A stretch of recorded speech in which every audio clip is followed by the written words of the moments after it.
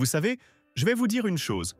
Plus on vieillit, plus on est attentif à chaque douleur, chaque pincement, n'est-ce pas? Avant, on avait mal au dos et on se disait « Oh, c'était juste le matelas ».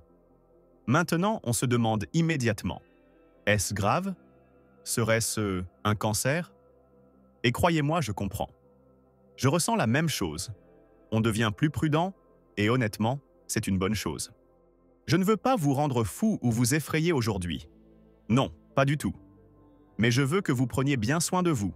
C'est pourquoi aujourd'hui, nous allons parler ouvertement, comme deux vieux amis autour d'un café, des signaux d'alarme que notre corps nous envoie lorsqu'il se passe quelque chose. Des signaux qu'il ne faut pas simplement balayer d'un revers de main en disant « Oh, ça va aller ». Parce que parfois, les choses ne s'améliorent pas toutes seules. Alors, imaginez que vous êtes assis à ma table de cuisine, en train de boire une bonne tasse de thé, et que je vous raconte quelque chose qui me tient à cœur. J'ai lu récemment quelque chose qui m'a fait réfléchir. Il s'agissait du nombre de personnes qui attendent beaucoup trop longtemps avant d'aller chez le médecin pour leurs problèmes. Et savez-vous pourquoi? Parce qu'elles pensent que ce n'est rien. Ou parce qu'elles ne veulent inquiéter personne. Ou, et je le sais par expérience, parce qu'elles ont simplement peur de ce qui pourrait en résulter. Mais vous savez quoi? La peur n'est pas bonne conseillère. Et le silence ne guérit rien. Plus tôt on découvre quelque chose, mieux on peut agir. C'est vrai pour de nombreuses maladies, mais particulièrement pour le cancer. Et avant de vous dire « Super, voilà une nouvelle liste de symptômes que tout le monde a de toute façon », restez avec moi un instant. Car il ne s'agit pas d'alarmisme. Il s'agit de cette petite voix intérieure qui vous dit « ça fait des semaines que c'est comme ça.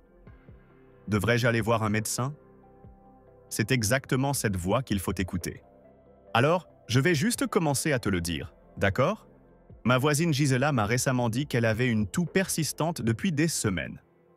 C'est probablement le pollen, a-t-elle dit. Mais je connais Gisela. Elle fume depuis des années. Et quand je l'ai entendue tousser comme ça, je me suis dit « Mince, ça n'a pas l'air bon. » Et puis, il y avait un peu de sang dans ses tissus. Juste un peu, mais quand même. Alors je lui ai dit « Gisela, tu vas voir le médecin maintenant. Pas la semaine prochaine, mais demain. » Et vous savez quoi? Heureusement qu'elle y est allée. Elle n'avait pas de cancer, heureusement. Mais le médecin a dit qu'il était grand temps de se faire examiner. Parce que c'est souvent comme ça que ça commence. Une toux qui ne s'arrête pas. Surtout quand on n'a pas de rhume, quand la toux est sèche. Ou qu'il y a du sang. Ce n'est plus un pincement normal, c'est un signe avant-coureur. Une autre fois, mon vieil ami Eric m'a dit qu'il perdait soudainement beaucoup de poids, même s'il ne faisait rien de différent. « C'est super », a-t-il ri. « Je mange comme d'habitude, mais mon pantalon me glisse ?» Je l'ai regardé et j'ai dit « Eric, ce n'est pas vraiment une raison de se réjouir. » Et il a répondu « Oh, c'est n'importe quoi, c'est peut-être le stress. » Mais soyons honnêtes, perdre du poids sans régime ni faire plus d'exercice n'est pas toujours bon signe.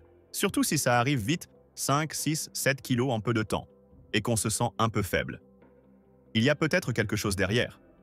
Ce n'est pas forcément le cas, mais c'est possible. Et il faut en être conscient. Vous savez, c'est nous qui connaissons le mieux notre corps. Nous sentons quand quelque chose ne va pas, quand quelque chose semble différent, pas forcément douloureux, mais étrange. Et ça me rappelle l'histoire de ma cousine Annie. Elle avait une boule sous le bras, une petite boule. Au début, elle pensait que c'était dû au rasage ou à une glande sébacée obstruée. Ce n'est pas inhabituel, non? Mais la boule ne voulait pas disparaître. Elle avait peut-être même grossi un peu.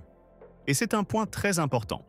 Si vous avez une grosseur quelque part, dans le cou, sous le bras, à l'aine, qui ne disparaît pas et qui est dure, il faut la faire examiner. Surtout si elle ne fait pas mal. Ça paraît fou, non? Mais ces grosseurs indolores sont parfois les plus dangereuses. Car elles se propagent discrètement si on les ignore. Je vous le dis, j'étais de ceux qui disaient « Oh, ça va aller ». J'ai toujours pensé que le corps se guérit tout seul. Et c'est souvent vrai, mais pas toujours. Maintenant, faites attention. Une de mes amies avait constamment du mal à avaler.